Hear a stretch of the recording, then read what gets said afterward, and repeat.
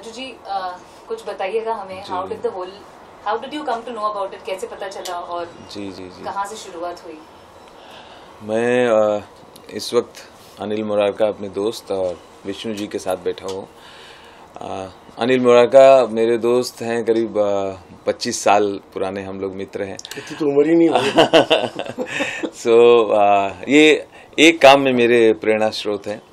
ये जिस तरह से लोगों की मदद करते हैं, चाहे कोरोना काल की बात हो या गरीब बच्चों को पढ़ाने की बात हो या अनाथ बच्चों की मदद करने की बात हो, तो कहीं ना कहीं प्रेरणा मिलती कि हम सबको थोड़ा थोड़ा सर्व करना चाहिए अपनी अपनी कैपेसिटी के हिसाब से।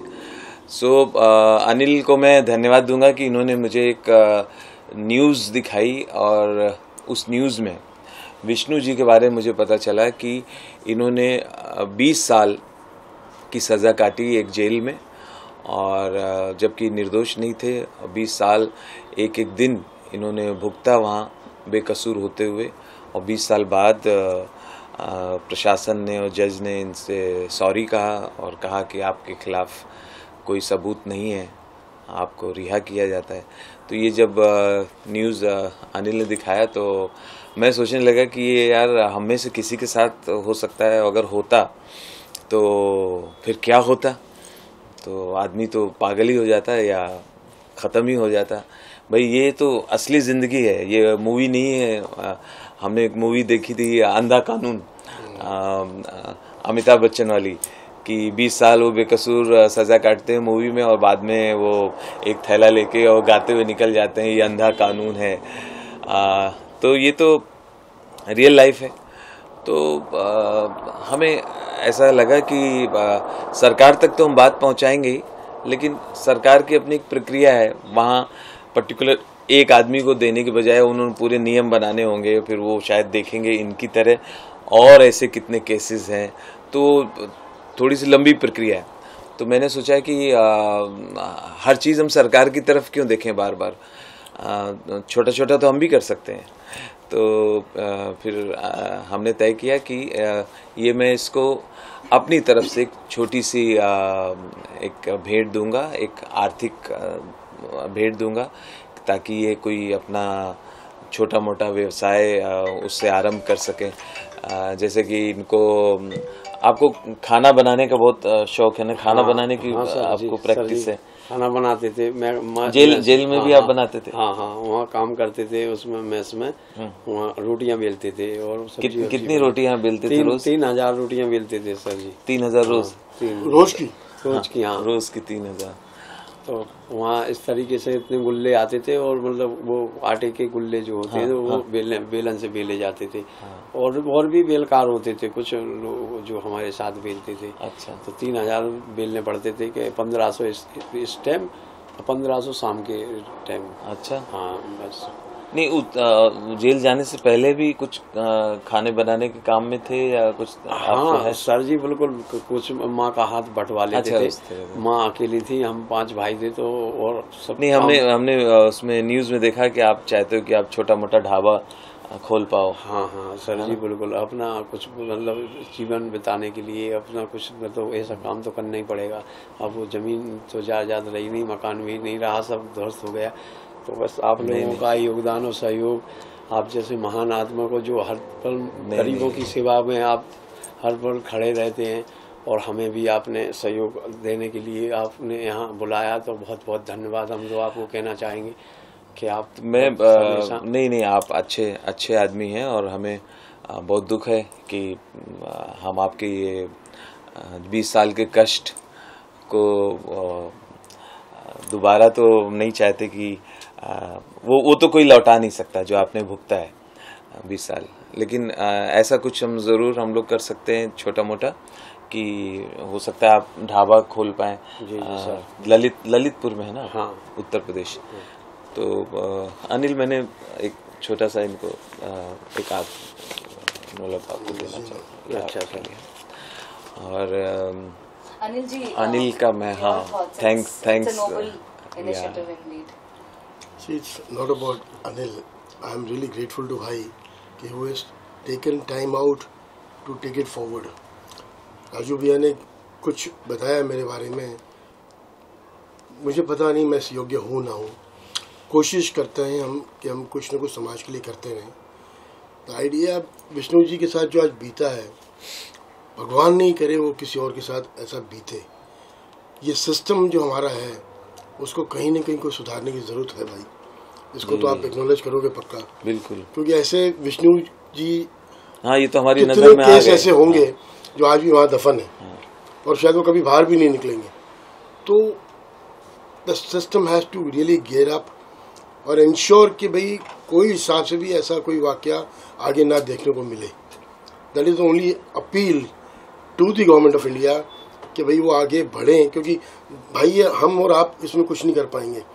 आर्थिक मदद आप कर लोगे जी, लेकिन सिस्टम जब तक नहीं सुधारेगा कोई और विष्णु फंसेगा। तो वो सुधारना जरूरी है। इट्स अपील, एक गुजारिश सरकार को कि ऐसा इनको देखना जरूरी है कि दूसरे और कोई विष्णु खड़े नहीं है। विष्णु जी, आपकी थोड़ी जो आपके साथ जो घटनाएं घटी है उस बारे में कुछ बताइए, ताकि वो सुनने के बाद कुछ और लोग जो आपकी मदद कर सके। आपका जीवन काफी कुछ नष्ट हुआ है, बर्बाद हुआ है, वो तो भरपाई अभी हो नहीं पाएगी, लेकिन ये वीडियो देखेंगे जिन तक जाएगा, शायद आपको सहयोग कुछ कर सके। कुछ उस बारे में बताइए जी। क्या हुआ था? हमारे यहाँ खेती का काम होता था और गाय भैंसें भी थी, तो बस उसकी जमीन भी हमारी जमीन से लगी हुई है, वहीं नहर के करीब में। तो गायों का झगड़ा था भाई साहब, और कुछ बड़ी बात नहीं थी। और बस उस टाइम उन लोगों ने पता नहीं किसके कहने से या किसने उसको जो भी सिस्टम बना हो उनके कैसे वो हुआ है, उनने इस पैसा के खातिर बस ये केस को मतलब लगवा दिया और उन्हें पैसा मिला। STX में उन्हें अच्छा रुपया मिला और 376 में जो रुपया मिला हो उनकी बस भगवान मालिक है उनका, क्या बस वो हुआ। बस हम तो खैर बहुत बेगुनाह थे और तो भगवान ने ईश्वर ने हमारी सुनी और सब आप लोगों की दुआ और आशीर्वाद से हम आपके समक्ष बैठे हुए हैं। तो बस बेगुनाही का ये हुआ कि हम बेगुनाह थे और सो परमात्मा ने, ईश्वर ने, गणेश भगवान ने हमारी सुन ली और उस समाज को और आप दुनिया के आपके समक्ष हम बैठे हैं, साक्ष्य दिख रहा है। नहीं तो शायद है कि वहीं दफन हो जाता, वहीं ख़त्म हो जाता। जो हम झूठे थे शायद हिम्मत बांधे रहे। वैसे रहा कि कभी तो एक समय ऐसा आएगा कि हम बाहर जाएंगे और उस समाज को, दुनिया को दिखा पाएंगे, अपने भारत को, जो आज सबके समक्ष आप लोग ले रहे हैं तस्वीरें और जो जिंदा बैठे हुए हैं। अनिल जी, एक दिन नहीं बर्बाद हुआ है, 20 साल खराब हुए हैं। ये सुनते ही तो हमारे जो है पूरे सिहरन भर आती है। इसमें आप किसे दोषी देख रहे हैं? सिस्टम को देख रहे हैं या सिस्टम में कुछ बदलाव होना चाहिए? किस प्रकार इस प्रक्रिया को आप देख रहे हैं? भाई मेरे, हम आज जिंदगी के उस दौर में चल रहे हैं जहां हम एक एक दिन का हिसाब रखते हैं और 20 साल एक अपने आप में एक, मतलब मैं नमन करता हूं इस आदमी को कि आज ये बैठे हैं यहाँ पे मौजूद हैं और एक मिसाल बन के समाज तक पहुंच सकते हैं। ये इट इज अनबिलीवेबल। एक एक दिन भारी पड़ता है अपने जीवन में और 20 साल निकालना, वो तो भी उस संघर्ष के साथ। देखो भाई, जेल की जिंदगी सोच के भी रोंगटे खड़े होते हैं। मैं नहीं बोलता, मैं किसी को दोष नहीं दूंगा इसका, कहीं ना कहीं सिस्टम की कुछ गड़बड़ी है। We need to correct that. आज एक उदाहरण के तौर पर जो जांच अधिकारी था या वो जो पुलिस का अधिकारी था जिसने उस तरह से ठीक से जांचा नहीं, बराबर साक्ष्य के इकट्ठा नहीं किया और मनगढ़ंत स्टोरी बनाई, मुझे लगता है उनको भी सजा होनी चाहिए। भाई उनको सजा, इनके 20 साल तो वापस नहीं आएंगे भाई। That is the basic thought ना भाई। क्योंकि आज सिस्टम क्या है, sorry I am taking a minute, आज किसी ने एक गुनाह किया, वही आदमी अपना गुनाह छुपाने के लिए आज सिस्टम के हिसाब से अगर BMC हॉस्पिटल में जाता है और एक लॉन्च करता है कि भाई मुझे किसी ने असॉल्ट किया, उसका एक सर्टिफिकेट ले लेता है वो BMC हॉस्पिटल से। उस सर्टिफिकेट के बेस पे गुनहगार जाके पुलिस स्टेशन जाता है कि भाई मेरे को किसी ने, इसने फलाने ने असॉल्ट किया है, ये मेरे पास सर्टिफिकेट है, BMC के अस्पताल से मैं लेके आया हूँ कि मुझे इतनी लगी है। पुलिस उस पर FIR दर्ज करती है। तो ये जो थोड़ा सा लेकुना है, बिना उस चीज़ को समझे FIR दर्ज करना, somewhere it has to be corrected. Raju ji, आप जब भी आते हैं एक हंसी का माहौल बन जाता है, पूरी दुनिया में इस तरह का है, लेकिन आज यहाँ इस तरह का माहौल नहीं है। आप अनिल जी और आप किस तरह से इनका जो जीवन बर्बाद हो चुका है, इनका हौसला किस प्रकार बढ़ाएंगे या और लोगों को जोड़ेंगे, या फिर इन पे जो हुआ है, जो लोग गलत किए हैं, क्या उस पे आप कुछ कानूनी कार्रवाई करने की कोशिश करेंगे? ऐसे कुछ है चीज है तो आप कुछ खुलासा कीजिए।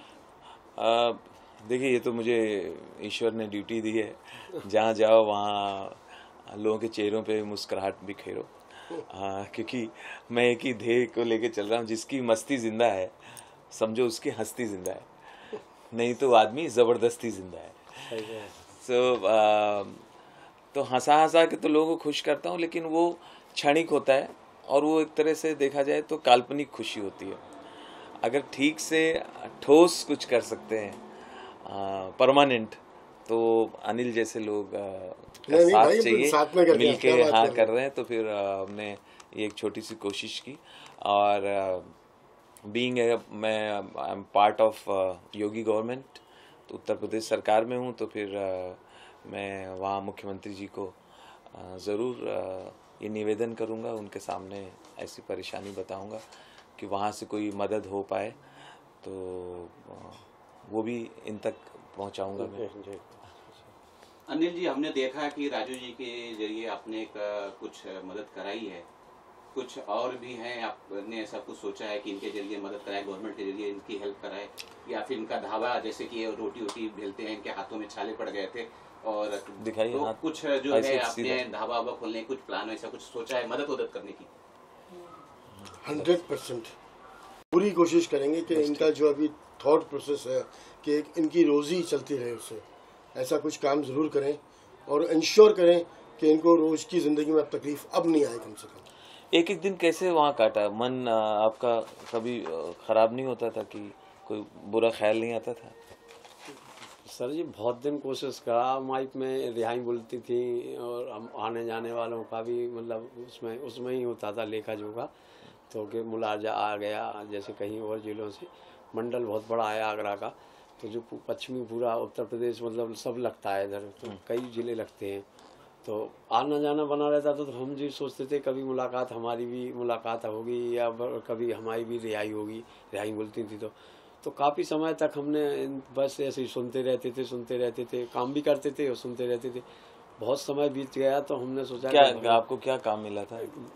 मैस में काम मिला था, रोटी बेलते थे, अपनी मतलब रोटी बेलते थे, अपनी बना लेते थे, अपनी खाने को भी लाते थे, वहीं से अपनी दाल पका लाते थे चूल्हे पे। तो इसका कुछ मेहनताना मिलता था? हाँ सर जी, पहले मेहनताना 10 रुपये मिलते थे, तो 10 रुपये रोज दिन के। हाँ, तो सर वो 15% तो उनको भी कटता था, जो मतलब बताते हैं कि जो एंटी पार्टी होती है उसको जाता है, तो हमें उस सिस्टम का हमें कोई पता नहीं, हम नहीं जानते। तो आपके कितना पैसा इकट्ठा हो गया 20 साल में? कुछ नहीं हुआ सर, हमें तो कुछ पता ही नहीं चला। बस वो कूपन जो थे अंदर के कूपन छापते थे, उन मोहर लगती थी, और वहीं वितरण मतलब कैंटीन के थ्रू मतलब वहीं सामान वामान लाते थे। महंगाई वहाँ इतनी थी सर जी के बहुत, जैसे 10 रुपया 5 रुपया किलो आलू हैं, अगर बाहर 10 के तो 50 के, तो समझो वहाँ पक्के हैं, वहाँ 50 के। मिर्च भी अभी कोरोना काल में तो ऐसा है, इस मार्च से ही मतलब मुलाकात तो होना बंद थी, मुख्यालय से ही बंद है सब। तो महंगाई हो शायद ईश्वर ना, हमें पता नहीं कि बाहर हो 100 रुपया किलो तो मिर्च भी खरीदी अंदर जेल में, और आलू भी मतलब 45-50 यूँ ही रहा, अदरक भी, और लहसुन तो 300-400 का किलो। तो वहाँ अपना गुजारे के लाजे वो जो मिलते थे सर जी, वो वहीं के वहीं अपना सामान खरीद लेते थे। तो तेल मसाला और अपना लहसुन और मिर्च तो अपनी दाल फाल बना लेते थे, तो बस दाल के उसी से अपना रोटी खा लेते थे। विष्णु जी, जब किसी के ऊपर इस तरह के गंभीर आरोप लगते हैं, उसका मनोबल टूट जाता है, सामाजिक लोग से रूठ जाते हैं, उससे कट ऑफ कर लेते हैं, ऐसे में आदमी का विचार आता है कि शायद वो आत्महत्या कर ले या ये कर ले, ऐसा कुछ विचार आया? अगर आया तो आपको किसकी प्रेरणा से ये आत्महत्या नहीं की है, ये सब बताइए। बिल्कुल भाई साहब, कई दफ़े ऐसा मन हुआ कि हाँ कि मतलब ये बेगुनाह हैं हम, और ईश्वर ने करे हमें कि मतलब कभी ऐसा हो। तो हमें कई दफ़े जैसे छोटी मोटी बातें कुछ ऐसी हो जाती थी, कुछ बेइज्जती वाली भी बात आ जाती थी, तो मन बनता था कि अब इस जीवन में रखा क्या है, शायद है कि यहाँ से कुछ निकल पाएँ या ना निकल पाएँ, क्योंकि अभी इतने समय तो हो चुका है, बिताते थे तो सोचते थे कभी मर जाएं तो, लेकिन मरने के लिए हम ये सोचते थे कि आप मतलब राजू भाई जैसे भाई साहब जैसे महान सर जी जैसे बहुत ऐसी चीजें जो बाहर टीवी में देखते थे, इनको योगदान और गरीबों के प्रति इतना आप तो 20 साल से अंदर है, मुझे हाँ, तो हम बिल्कुल जानते हैं सर जी, वो आपका प्रोग्राम भी देखते थे और आप यहाँ LCD और टीवी वगैरह लग रही है, पेपर वगैरह जाते हैं वहाँ, तो हम भी थोड़ा सा मतलब सबको समझते थे, देखते थे, तो हम सोचते थे कि ईश्वर हमें भी मतलब उन लोगों से मिलाए और समाज से मिलाए, और हम जब बेगुनाह हैं, तो जब गुनाह हमने किया ही नहीं है किसी प्रकार का, तो हम यहाँ आत्महत्या करें क्यों, हम संघर्ष करें। तो हमने संघर्ष करते रहे और हमारे सामने कम से कम 1000 आदमी तो कम से कम भाई साहब मर चुका होगा ऐसी स्थितियों में, कोई किसी बीमारी में, कोई टीबी में, या तो कोई मतलब अटैक में, तो कोई किसी की मतलब इस तरीके से बहुत मतलब मरा आदमी। लेकिन हम बस गणेश भगवान और माता रानी की और आप सबकी आशीर्वाद और दुआओं से जो आपके समक्ष बैठे हुए हैं, बस आपकी दुआएं लगी हुई हैं, सो हमने आत्महत्या ना करके और मैं संघर्ष करा, और संघर्ष में हम ये थे कि हम जब बेगुनाह हैं और हमने किया ही नहीं जो गुनाह, तो उसको हमें मतलब मर के हम क्यों दिखाएं, अगर मर गए तो यहीं 4 दीवारी में यहीं दफन रह जाएगा, बाहर कोई पता नहीं चलेगा आदमी को कि हम गुनहगार थे या बेगुनाह थे। तो हम आपके समक्ष यूं बने रहे। Last word from the two of you sir. मैं तो कहूँगा विष्णु जी हमारे लिए प्रेरणा स्वरूप है। The way he has fought with it is something phenomenal, और ये एक मिसाल है कि भाई आदमी चाहे तो क्या कुछ नहीं हासिल कर सकता है। इन्होंने खुद बताया कि 20 साल में इन्होंने वहाँ पे कितनी मौतें देखी अंदर, लेकिन ये डटे रहे कि मुझे एक दिन बाहर आना है और समाज को कुछ दिखाना है। अमेजिंग। जी बिल्कुल, विष्णु जी से ये ज़रूर सीखने को मिलता है कि धैर्य रखना है, और जीवन मिला है तो उसे गंवाना नहीं है। आत्महत्या जैसी बात बिल्कुल नहीं सोचनी है, ये बात बिल्कुल दिमाग में नहीं आनी चाहिए। संघर्ष करते रहना चाहिए, जीत मिलती है। सत्य पराजित हो सकता है, क्या है लाइन, सत्य परेशान हो सकता है, लेकिन पराजित नहीं होता। सर बिल्कुल सर, वही पोएम है ना भाई हरिवंश राय जी की, कोशिश करने वालों की हार नहीं होती। और भाई साहब एक और रहा कि जो सरकारें अभी तक जो कुछ यूपी में रहती थी, तो हम देखते थे, सबको समझते थे वहाँ थोड़ा बहुत। अब माननीय योगी जी जो मुख्यमंत्री बने, वो बीजेपी की सरकार बनी 17 में, तो हमारे सर जी भी मंत्री हैं वहाँ कैबिनेट के, तो हमें भी इनसे बहुत मतलब ऐसा था कि जो सिस्टम इसमें यूपी में बिगड़ा हुआ था, जो व्यवस्थाएं पूरी छिन्न भिन्न थी, वो व्यवस्थाएं इतनी अच्छी बनी और इतना अच्छा योगदान सहयोग, मतलब सरकार ने क्राइम पे भी कंट्रोल करा, और जो कानून वास्तविक में था, जो थी जो झूठे थे, तो उनको भी मतलब वो हो रहा है। न्यायपालिका ने भी हमको मतलब दोषी, मतलब हम जब दोषी थे ही नहीं, किया ही नहीं था, तो न्यायपालिका ने भी, हम उनके शुक्रगुजार हैं न्यायपालिका की भी और अपनी यूपी सरकार के भी, और केंद्र सरकार में भी बीजेपी बैठी, तो उनको भी हम बार बार नमन करते हैं। और सर जी ने हमें बुलाया, इनको हम बहुत बहुत जी सर सरकार से क्या अपील करेंगे सर केस को लेके? जी बिल्कुल, मैं उत्तर प्रदेश के मुख्यमंत्री योगी जी से निवेदन करूंगा और उनको पूरा ये किस्सा बताऊंगा कि ऐसा ऐसा हुआ है और एक निर्दोष आदमी ने 20 साल काटे हैं, तो हम सरकार भी चाहे तो मदद कर सकती है और करना चाहिए, चाहे इनको ज़मीन दे या कोई नौकरी दे, फिर सरकार का जो निर्णय होगा। Thank you.